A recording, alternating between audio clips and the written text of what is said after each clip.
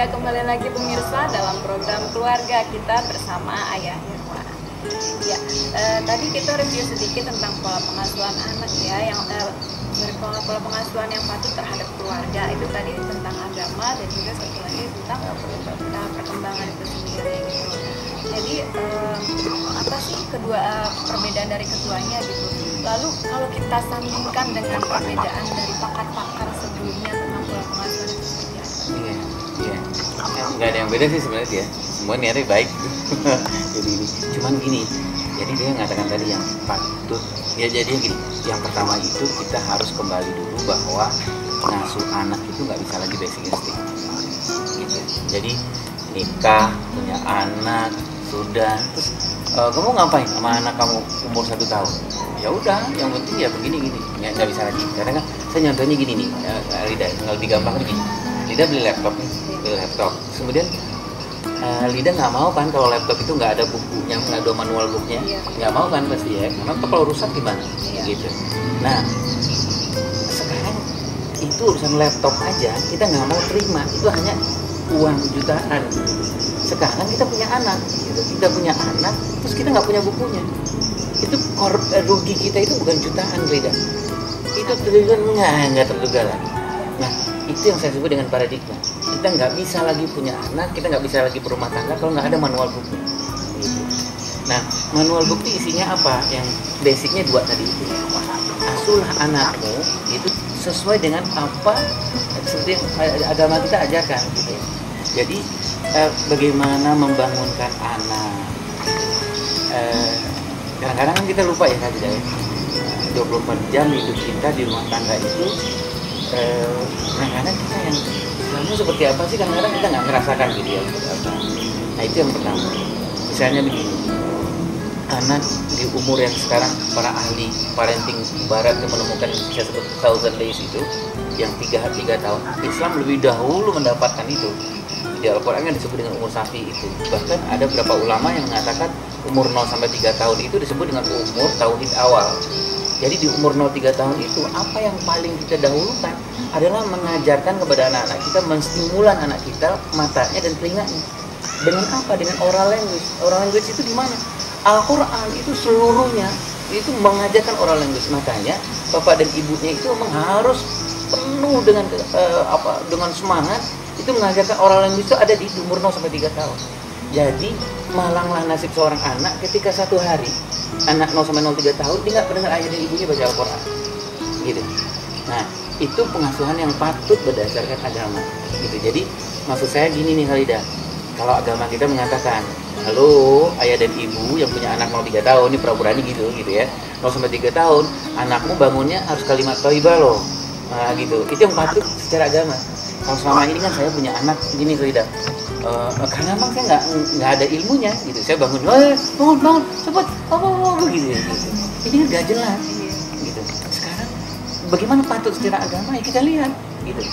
Patut misalnya gini, bangunin anak itu nggak boleh ada kalimat lain kecuali pertama didengar anak itu kalimat thayyibah gitu. Jadi mau asmaul husna mau apa pertama kali didengar. Jadi kalau mau ngomong apa gitu selanjutnya, deh ini udah siang nih bangun apa itu boleh. Tapi yang pertama didengar otaknya itu harus kalimat thayyibah. Nah, itu kepatutan secara agama. Di umur 0-3 tahun itu kenapa orang bilang jangan sering banyak TV loh sama anak-anak, jangan sering bawa ke mall loh gitu. Kenapa? Karena dia akan nyimpen selama 10 tahun apa yang dia lihat dan apa yang dia dengar. Nah ini yang tadi saya bilang, anak itu kalau dia mau ngomong tuh, waduh, dia berdoa, ya Allah jadikanlah saya punya ayah, punya ibu yang 0-3 tahun hidup saya itu full dengan Al-Quran gitu loh, full dengan hadis Rasulullah. Dia nyebutin ayah yang senang baca Al-Quran, ayah yang kalau anak yang mau tidur ayah bilang a'udzubillahi minasyaitonirrajim, bismillahirrahmanirrahim. Dan itu 10 tahun loh udah disimpan. Ibu yang senang ketika anaknya habis ngasih gitu, habis ibunya senang, adik ibu sekarang punya cerita, ceritanya itu tentang Bunda Khadijah, gitu. Itu yang didoakan oleh anak kita fitrahnya, itu yang 0-3 tahun sudah dapat. Itu yang kita sebut dengan pengasuhan patut secara agama, gitu. Nah kalau saya kan, karena saya nggak tahu pengasuhan patut secara agama, saya ukuran identitas kehebatan sebuah keluarga itu adalah bawa bayi, dorong-dorong masuk ke mall suaranya apa nggak jelas gitu. Kenapa kita lakukan ini? Karena tidak ada ilmu kita kepatutan tidak ada. Nah itu yang satu. Gitu. Nah yang kedua adalah tahap perkembangan. Jadi apa itu tahap perkembangan? Jadi gimana kita ngasuh anak, kita menstimulan anak itu sesuai dengan umurnya anak kita gitu. Jadi misalnya gini, kalau anak umur 5 tahun, 6 tahun gitu, kalau tiba-tiba dia depan kita gitu, ayah aku boleh nggak mau beli pesawat gitu. Kalau kita ngerti tahap perkembangan itu kita nggak bakalan marah gitu. Tapi kalau nggak ngerti kita bilang beli pesawat kamu gitu ya, itu karena kita nggak ngerti. Sama dengan gini kali dah, anak kemudian misalnya dia jatuhin gelas gitu, tiba-tiba kita bilang beda lagi nih gitu.